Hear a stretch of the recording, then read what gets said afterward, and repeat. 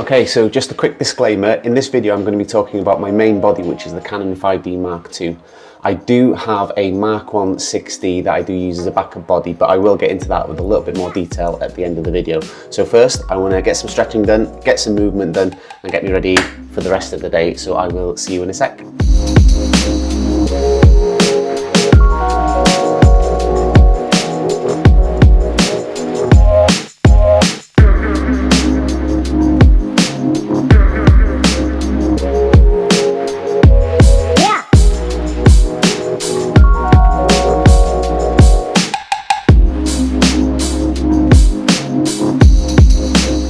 That's it.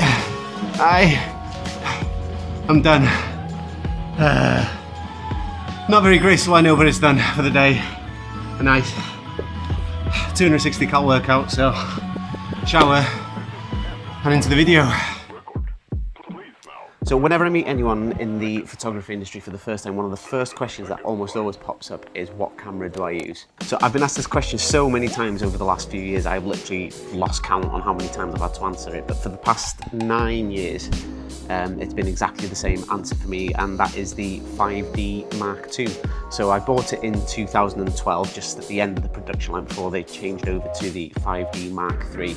And I've been using it ever since then. And this does sort of tend to be welcomed with a mix of reactions. Some look at me in disgust, some look at me as if I've just punched their nan, and others quite simply just laugh. It's as if the camera that you use defines who you are as an artist, and that basically goes against absolutely everything that I stand for when it comes to my photography. So in this video, I'm just going to explain really quickly why I still use the Canon 5D Mark II, the reasons why I haven't upgraded yet, and basically when I'm going to upgrade.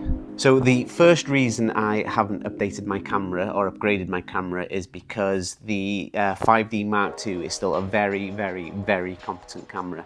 I'm still getting crystal clear photos from it. It's still hitting its focus and nailing that every single time. And as it stands, there is just absolutely no reason for me to need to upgrade. So the 5D Mark II has been my main workhorse since I bought it back in 2012, and it's never let me down. I'm going to be completely 100% honest. I'm not, off the top of my head, I'm not even sure what megapixel my camera is, because that sort of stuff really doesn't matter to me. I'm not even going to get into the megapixel conversation at the moment either, because to me, personally, for what I do, there's just absolutely no point. The 5D2 is still completely more than capable of printing massive photos. I think the biggest one that I've had done so far is a 30x40 print, and there was absolutely no loss of quality whatsoever in any of that. And mainly because of that, I genuinely can't see that being any form of reason of wanting to upgrade my camera again. So the second reason is the 5D Mark II is still an incredibly reliable camera. It's been dropped more times than I can imagine. The last time that I did drop it was on a wedding that I shot back in October. It was in Winchester Cathedral, and I've got a holdfast strap and the little screw just on the underneath. It came loose, and as I was walking along with the bride and groom, I obviously didn't realise that it had come loose, and it literally just dropped onto the floor. The camera is still in perfect condition, and the only injury I had was the lens hood on my 105mm macro lens, actually. If you bear with me.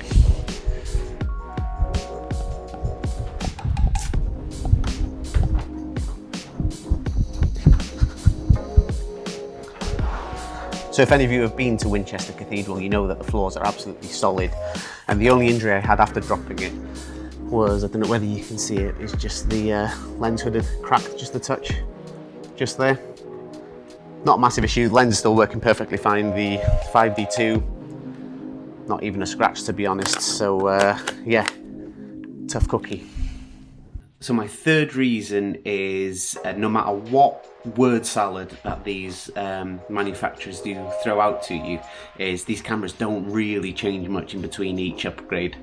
So they might, you know, say that there's more megapixels, there's more focus points, better low light performance and stuff like that, but the amount that you benefit from that isn't really drastic. you know, it's basically the same reason why I'm still using an iPhone 7 and not upgraded to the latest whatever iPhone it is, because at the end of the day, as soon as the novelty wears off, a lot of you have probably experienced this in the past, as soon as you pick up your phone, it's just an iPhone. You can still make phone calls with it, you can still surf the internet, you can still go on Instagram, you can still keep up with everyone on Facebook.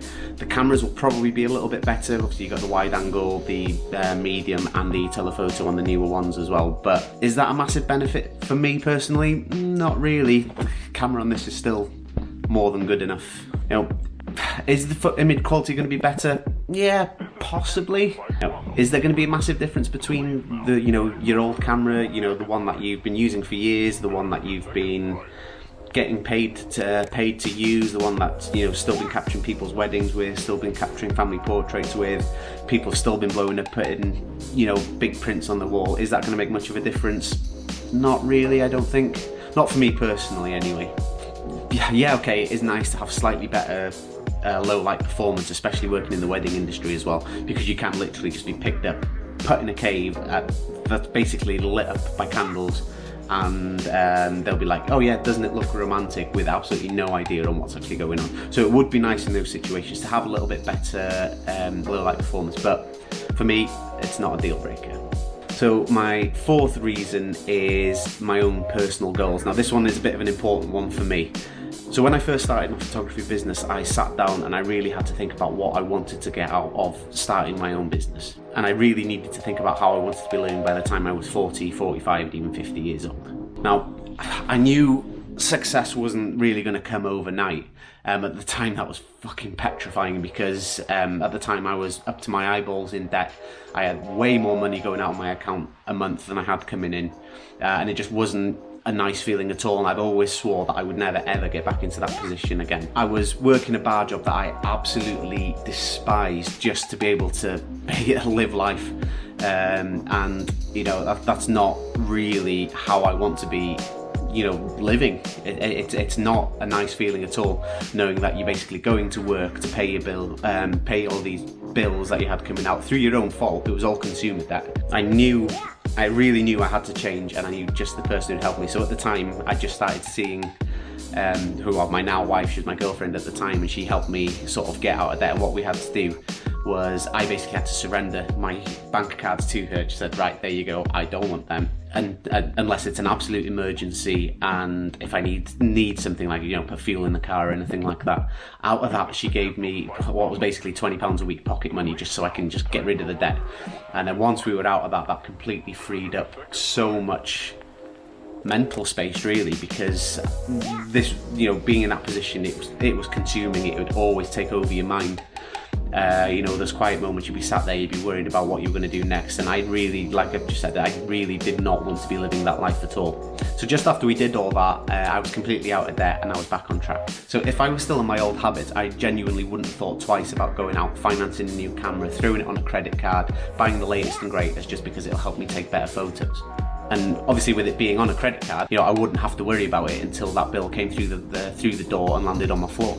And if I'd have done that, there was no way would I have reached my goal of getting out of debt. So as of right now, I am completely debt free, apart from my mortgage. And now my personal goal is to be completely mortgage free by the time I'm 40. So there's another 7 years to go. So if I get into the habit of constantly upgrading my cameras, constantly spending £2,500, £3,000 on a camera, you know, every year, every couple of years, just to have the latest and greatest, there's absolutely no way will I reach that goal by the time I'm 40. So I was looking online the other day, and I was looking at the Canon R5, and that camera is literally almost 5% of what I actually paid for my house, which is just batshit crazy if you ask me. So reason number 5 is I still haven't reached the full potential of the 5D Mark II.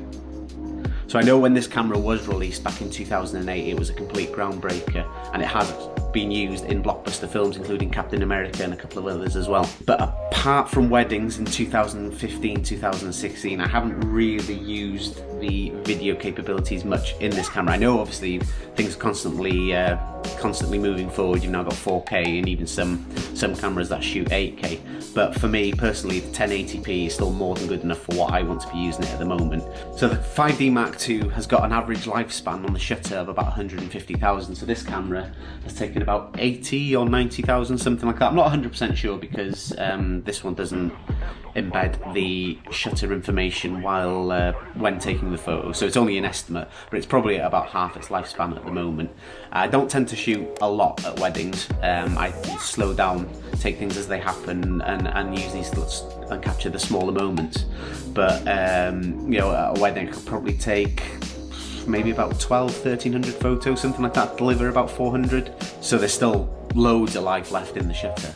So looking through the menu of the 5D Mark II, there's so many settings in there, I genuinely haven't got a clue on what they actually do. And chances are most of the stuff in there is never going to mean anything to me anyway.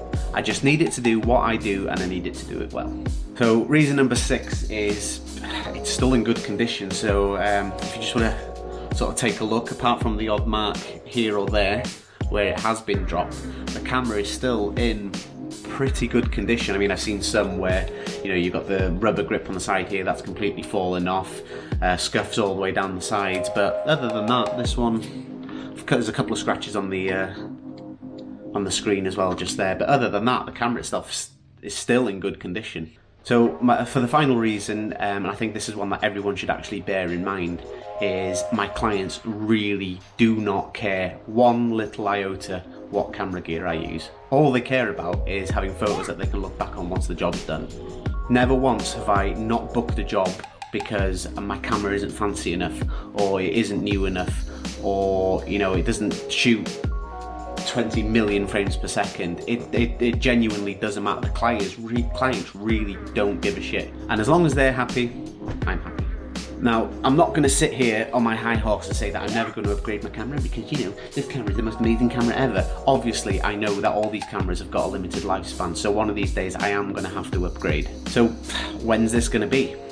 A few years ago, as I'd mentioned, when I did get out of debt, I did actually set myself a few ground rules when it comes to upgrading anything that I've got. So every time I go to upgrade, I ask myself these 2 questions. Is the old thing broken, and is the old thing holding me back? So the first one is pretty self-explanatory. If it's broken, obviously it's time to upgrade, so that's when I will. And the second one, is there something that I need to do that I absolutely 100% cannot do with this camera? I'm yet to really find out if there is anything that this camera can't do that I need to do. So once I get to that hurdle, I will keep you updated.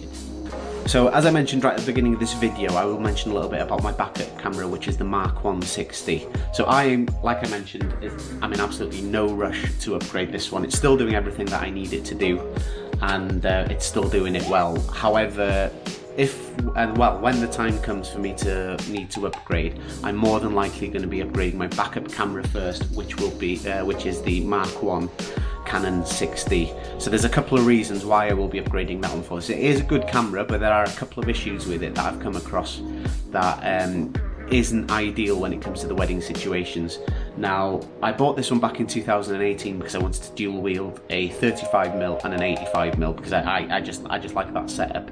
However, with the 6D, the 2 main issues that are holding me back with that is the limit on the shutter speed. So it's only limited to 1/4000th of a second. So because I like shooting wide open at 1.4, 1.8, in the middle of summer, sometimes I have to drop that down to maybe 2.5, 2.8 because the shutter speed isn't quite fast enough for me to be able to keep up with the bright light. And that gets rid of, obviously, as you probably already know, it gets rid of a lot of the depth of field that I do like to have in my photos. And the second issue with it is the focusing. Now, that is my main gripe with it, really, because, you know, it's slow. It's not a quick focuser at all. So if I'm at a wedding and you've got kids running around, or if you've got pets there or something like that. So if I'm holding the longer lens, which is usually on the 60, sometimes what I'll have to do is I'll have to change them over because it can't quite focus enough on the faster moving objects. So usually by the time it's focused and I've taken the photo, the client's moved a little bit too much, or the subject's moved a little bit too much, and it completely throws it out of focus. So what I usually have to do in those situations is start off, change the lens from the 60 to the 5D Mark II, because that one has got a much better internal focusing system. So because of that, those 2 are the main issues why I will be looking at upgrading the 6D first. So I have thought about when I'm going to upgrade my cameras, and I'm a little torn really between the 5D Mark IV and the EOS R6. Now I do like my DSLRs, I like the ergonomics on it, you know, I like the fact that there's a good proper chunky grip, and the menu systems are pretty simple on the DSLRs compared to how they are on the mirrorless. So that's one of the reasons why I'm thinking about the 5D Mark IV. However, I do think that I'm going to be future-proofing myself a little bit more by starting to go down to the mirrorless route, so which is why I've been looking at the EOS R6. Not a massive issue at the moment, I've got plenty of time to think about it, so once it comes to having to make that decision, I will walk you through all of it. So I hope this video was helpful for you. The reason I wanted to make it is because when you go onto Facebook and into a lot of these photography forums, you do see people recommending these huge budget cameras, you know, the latest and greatest, and because this has got more of this, that's got more of that, this is better at this is better at that, and it can be quite overwhelming for people, especially when they are first starting out. And not only that as well, you know, it proves that you can actually run a photography business on gear that's sometimes 8, 9, 10 years old even. Why would you need to fix something if it's not broken? So that's it from me this time. I just want to put my 2 cents out there on why I'm still using older gear, to hopefully, if anyone does ask me in the future why I'm still shooting with 10, maybe 15 year old gear by the time it comes to it, you know, so I can show them this video and say, right, this is why I'm doing it, and it is possible to do it without buying the latest and greatest. I've got a few other videos coming out over the next few weeks, so if you want to keep up to date with them, please press the like button down below and subscribe if you want to. Now go out, smash it, and I will see you in the next one. Peace!